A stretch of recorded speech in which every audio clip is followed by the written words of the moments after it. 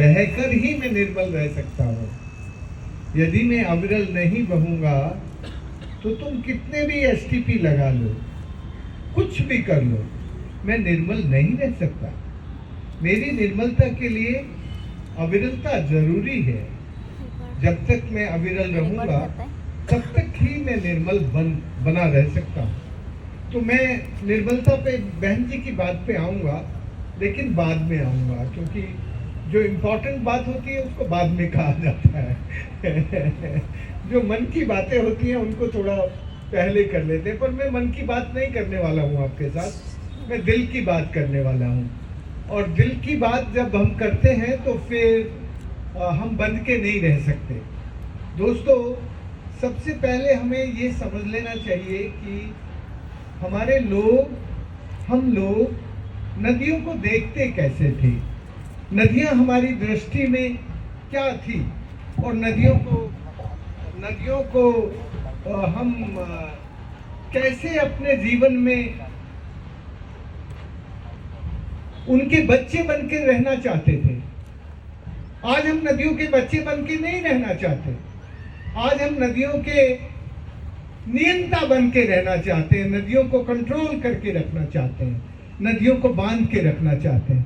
तो भारत में जब तक हम नदियों के बेटे बेटियों की तरह थे, तब तक हमारी नदियां सचमुच माँ की तरह बहती थी, और वो हमें माँ की तरह प्यार भी करती थी। लेकिन जब से हमने अपनी माँ के प्रति बेटे और बेटी जैसा भाव, और बेटे और बेटी जैसा व्यवहार, और बेटे और बेटी जैसा सदाचार करना छोड़ दिया, तब से हमारी माँ हमसे नाराज है, और वो अब हमें उतना प्यार नहीं करती जितना प्यार वो तब करती थी जब हम उसके बेटे और बेटी की तरह उसके साथ व्यवहार करते थे। इसलिए ये थोड़ा पीछे मैं लेके जाना चाहता हूं आप लोगों को कि हम कब तक नदियों को माँ की तरह व्यवहार करते थे, अब क्यों नहीं करते? अब नदियां हमारी माँ क्यों नहीं रही? अब हमने नदियों को मैला ढोने वाली मालगाड़ी क्यों बना दिया?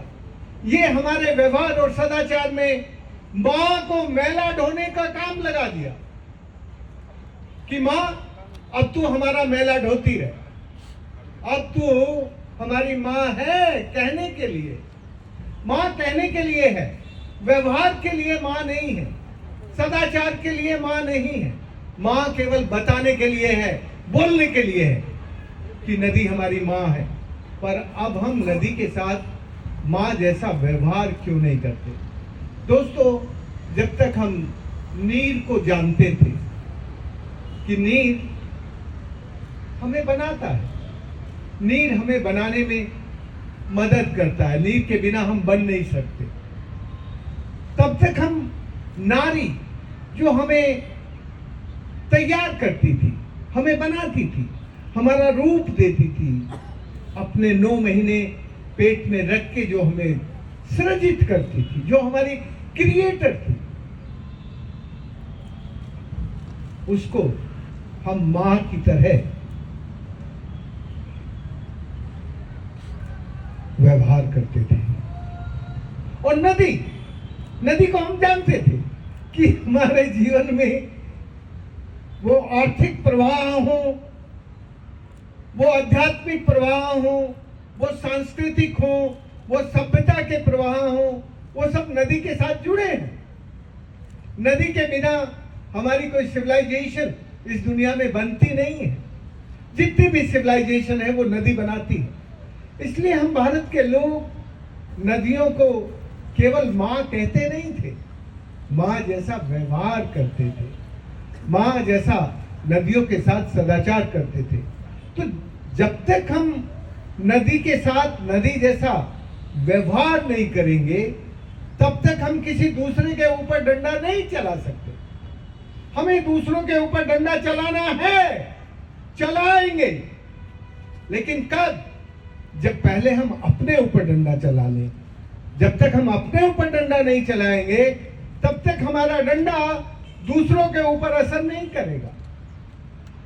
इसलिए दोस्तों, आपके आज मैं बहुत आनंदित इसलिए हूं कि आपकी इस लड़ाई में मैं शुरू से जुड़ा हूं और शैलजा बहन को यह विश्वास दिलाता हूं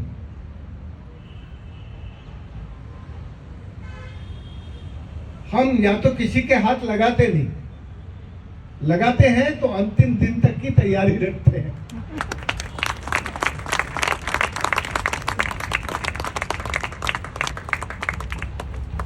हमारा व्यवहार केवल आके भाषण देके जाना नहीं है। हमें भाषण तो हम जानते हैं कि यदि हमारे अंदर का जमीर है तो वो हमारी जुबान देगा ही। यदि हमारे अंदर जमीर नहीं है तो हमारी जुबान नहीं होगी। फिर हम भाषण देंगे और चले जाएंगे, लेकिन वो हमारे जमीर को जिंदा नहीं रखेगा। इसलिए अंदर का जमीर हमेशा जुबान देता है, और ये जो जमीन से निकली जुबान है उसको वो आखिरी दिन तक निभाता है। वो यहाँ आके नदी में आके वो भाषण दे के चला जाए ऐसा नहीं होता। वो याद रखता है कि मैं गया था, क्या बोल के आया था।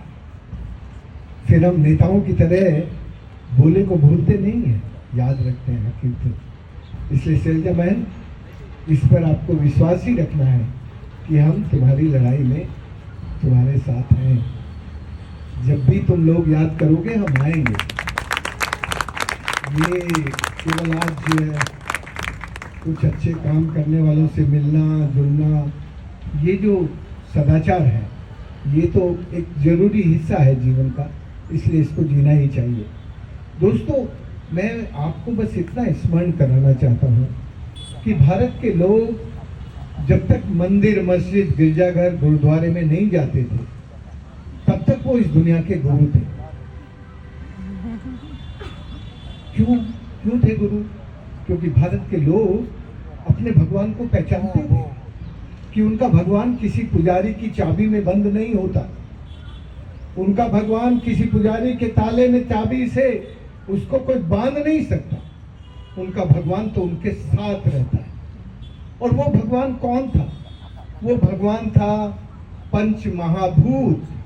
पंच महाभूत, भय से भूमि, गैसे गगन, वैसे वायु, आ से अग्नि और न से नील। मैं इस बात को हमेशा स्मरण कराता हूं कि यदि भारत केवल झूठे नारे लगाता रहे कि हम गुरु बनेंगे दुनिया के, और वो अपने भगवान को नहीं पहचानेगा, तो मैं आज लिख के देता हूं, मुझसे कोई कभी भी पूछ लेना कि हम दुनिया के गुरु फिर नहीं बन सकते। यदि हम दुनिया के गुरु बनना चाहते हैं तो सबसे पहले हम अपने इस भगवान को पहचान लें, और वो भगवान किसी मंदिर मस्जिद में नहीं रहता, ये भी मैं लिख के देता हूं। वो तो हमारे साथ रहता है, वो तो हमारी आत्मा में रहता है, वो हमारे साथ जीता है, इसीलिए वो हमारा भगवान है। जो हमारे साथ जीता ना हो वो हमारा भगवान कैसे हो सकता है? हमारा भगवान हमारे साथ रहता है, और इन पंच महाभूतों से निर्मित हमारी जो आत्मा है वो हमें हमारे भगवान से, हमारे शरीर को और हमारी आत्मा के योग को जोड़ के रखती है। तो जब तक हम इसको जानते थे, पहचानते थे इस भगवान को, तब तक भारत के लोग नीर, नारी और नदी, इसको नारायण मानते थे। नारायण का मतलब है कि उसके प्रति प्यार से सम्मान आना, और सम्मान में विश्वास पैदा होना, और विश्वास में से मन के अंदर एक श्रद्धा का जन्म होना। और वो जो श्रद्धा है वो हमें उसकी भक्ति भाव तक लेके जाती थी। वो था नीर, नारी, नदी के प्रति सम्मान। तो हम लोग केवल कहते नहीं है कि नीर, नारी, नदी हमारा नारायण है, वो हमारे आचरण में था, वो हमारे व्यवहार में था। इसीलिए माँ को माँ कहना केवल माँ कहना नहीं, माँ जैसा सदाचार उसके साथ रखना और जीना, ये हमारे जीवन का व्यवहार था। इसलिए मैं अपनी बात शुरू करने से पहले और शैलजा के दिए हुए टास्क पे आने से पहले एक जोर से नारा लगवाना चाहता हूँ आपसे। नारा क्या है? मैं बोलूँगा, नीर, नारी, नदी।